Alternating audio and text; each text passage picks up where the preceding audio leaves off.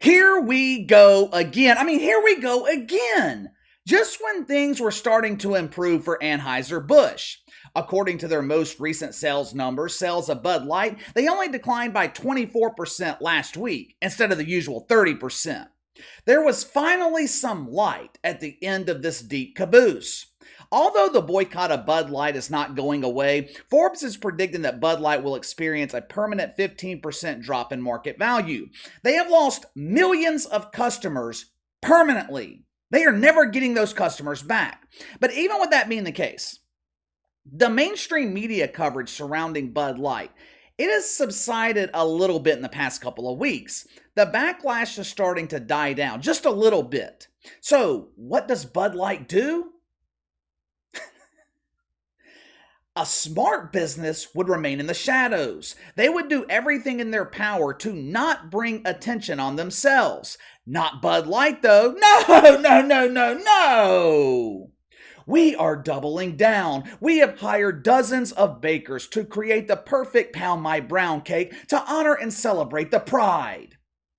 In the immediate aftermath of the absolute disaster with Bob Dylan Mulvaney, executives at Bud Light, they tried to blame everyone but themselves. They refused to take accountability. They blamed their marketing department. They sent that doofus vice president of marketing on an all-expenses-paid vacation to Shay Shay's Palace of Passion, where men can be women and women can grow beards. They fired the third-party marketing firm that was responsible for linking them with Bobby D. They refused to out the firm, don't ask, don't tell. But earlier this week, we discovered the identity of this marketing firm. It was a San Francisco-based company called Captivate. It's all starting to make sense, though. I'm starting to understand why Bud Light refused to apologize, why they refused to accept responsibility. They don't feel they did anything wrong.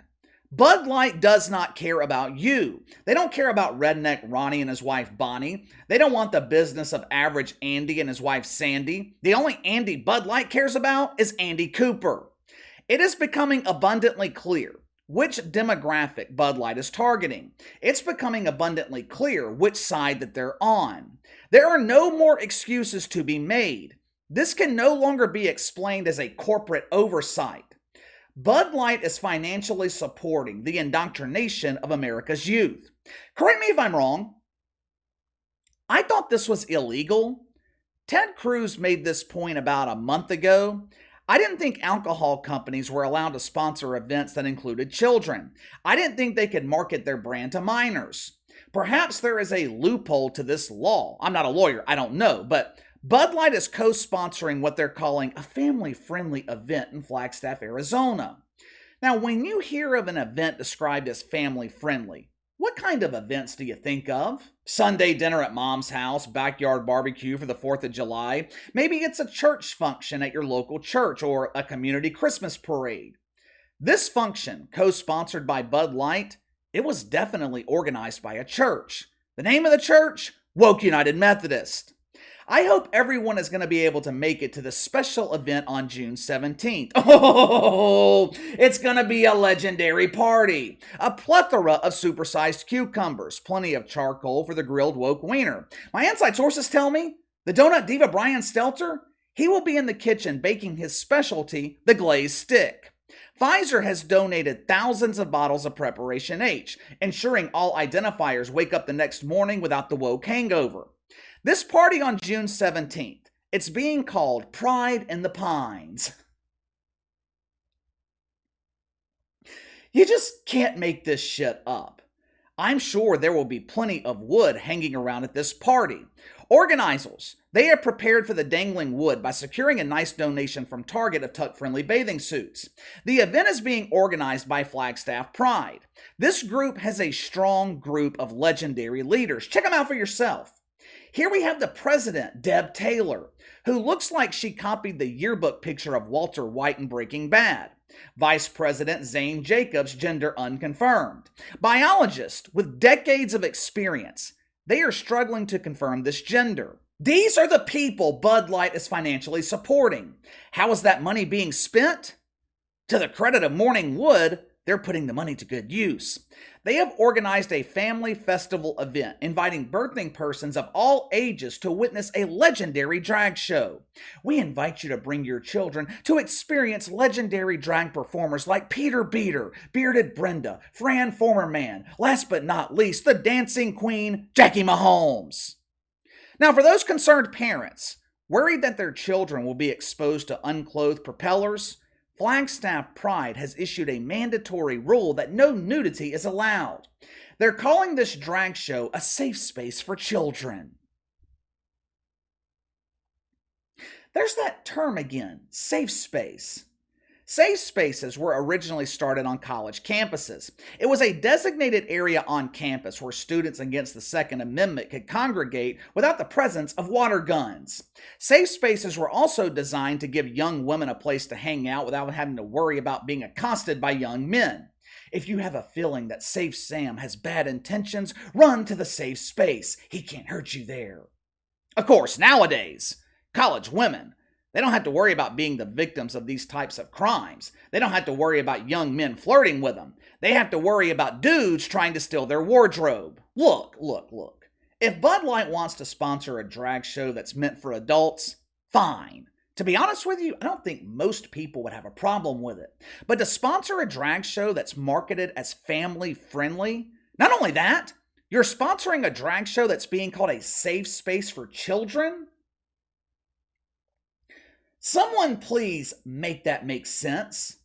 The problem here has nothing to do with the LGBT community. Most parents, they don't want their kids exposed to straight porn. Me and my girlfriend, we watch a lot of shows that aren't meant for kids. One of the main ones called Power. The show is violent and has plenty of sex scenes. Her teenage daughter walks into the kitchen to get a snack. We turn off the show. Why? Because we don't want her being exposed to things that she has no business being exposed to at 14 years old. Same concept applies with these drag shows that are being aimed towards children. If it were a man and woman performing sexual acts on stage, most parents don't want their child being exposed to it. Let me show you some pictures of what children are exposed to at Flagstaff Pride. Check them out for yourself. Here we have Donnie Queen accepting money from a fucking toddler. Look at the kid's face. The kid looks scared to death. Daddy, why is Tommy's daddy dressed like Tommy's mommy? Here's another one with several kids in the background. As you can see, there's a proud father in the background with a huge smile on his face as he stares at the queen's caboose. I could keep going, but you get the point. Do you want your children exposed to that? And look, it's not only Bud Light that is allegedly sponsoring the indoctrination of children in Arizona. Other proud sponsors for this event include Coca-Cola, Old Navy, and Toyota. That last one affects me personally because I love Toyota. They make one hell of a vehicle, which is what they should be doing, sticking to what they do best instead of trying to stick their brand in the middle of a game of spin the woke wiener. It seems all of these major corporations are becoming proud residents of Pound Town. I had a woman email me the other day. Like most women, she loves to shop. She was asking me for recommendations as to where she could go shopping.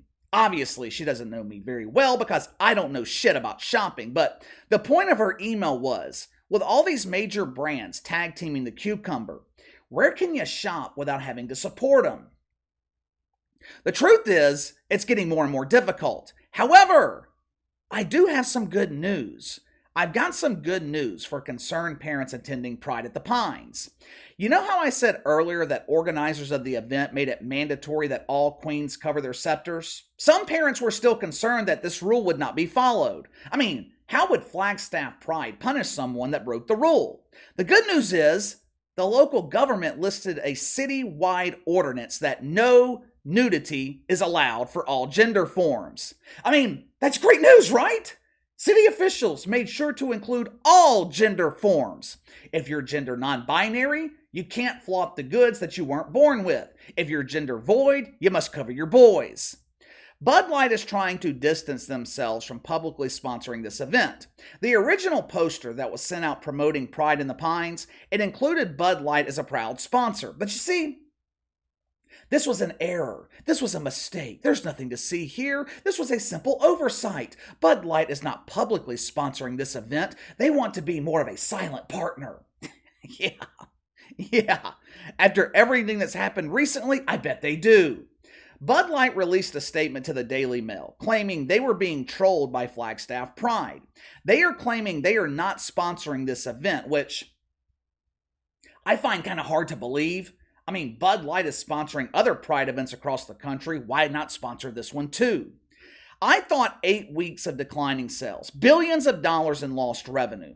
I thought this would change their behavior, but it has been made clear Bud Light does not care. They don't care about you. They don't care about your kids. They don't care about your money. The only thing Bud Light seems to care about is pushing this agenda.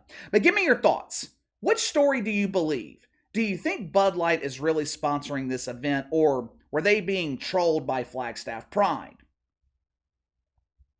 You let me know. Sound off in the comments below. Make sure to like and subscribe. Click the notification bell to receive all notifications from the channel. Best way to contact me is by email at btlkc84@gmail.com, KC_BTL84 on Twitter. I'll see you guys later.